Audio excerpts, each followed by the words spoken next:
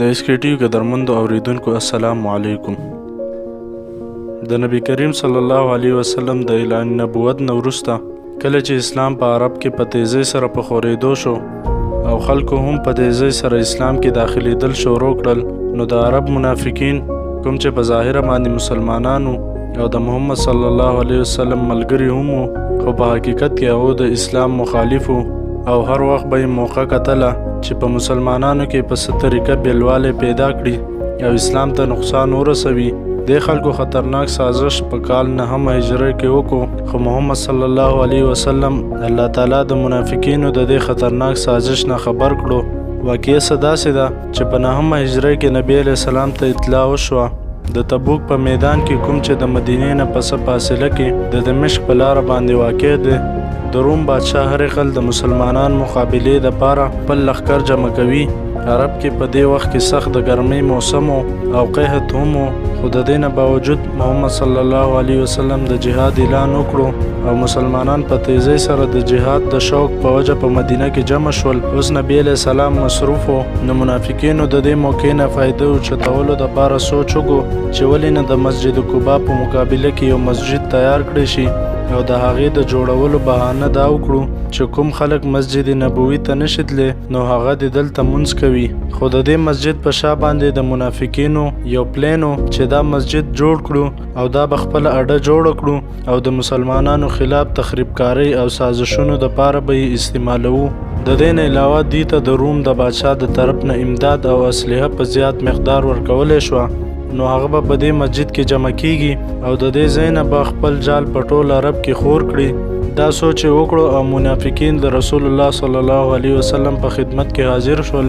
او دا یې وویل چې مونږ بوډاګان او کمزورو خلکو دپاره یو مسجد جوړ کړی دی او اوس زمونږ دا خواهش دی چې تاسو راشئ او په دې کې مونځ وکړئ. د دې په وجه به د دې مسجد رتبه هم اوچته شي. نو رسول الله صلی الله علیه وسلم وویل چې اوس خو زه په یو اهم جهاد دپاره د مدینې نه بهر روان یم، په واپس کې به د دې باره کې ګورو. خو چې کله نبی پاک صلی الله علیه وسلم په جنگ د فتح نه وروسته مدینې ته تشریف راوړو، نو الله تعالی د وحی په ذریعه رسول الله صلی الله علیه وسلم د دې مسجد د مقصد نه خبر کړو او د منافقینو دا پټ او خطرناک سازش ورته مخامخ کړو. نبی علیه السلام چې کله مدینې منورې ته ورسېدلو د ټولو نه مخکې یې وویل چې هلته لاړ شئ او دا مسجد وسېزئ، ختم یې کړئ. لہذا د هغه مسجد د کوم بنیاد چې د مسلمانانو په منځ کې د بیلېدو دپاره ایښودی شوی دی، په دې وجه هغه د دې مستحق و چې وسوځولی شي او برباد کړی شي او په حقیقت کې د تخریبکارۍ دې اډې ته مسجد ویل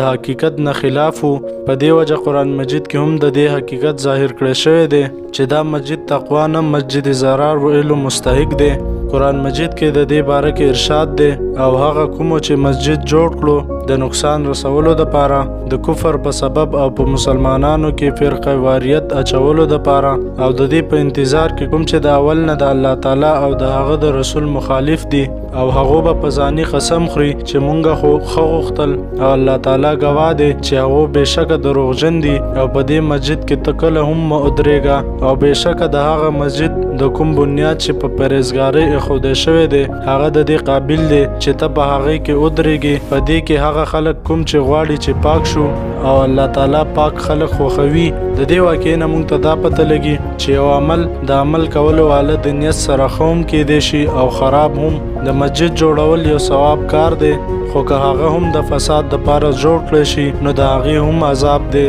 د مسجد نبوي او د مسجد قبا تعمیر د الله تعالی په حضور کې د ثواب په وجه جوړ شوی و. د دواړو مسجدو جوړولو والا په نیت کې د الله تعالی رضا شامل وه، خو بل طرف ته د مسجد ضرار جوړولو کې د الله تعالی رضا شامل نه وه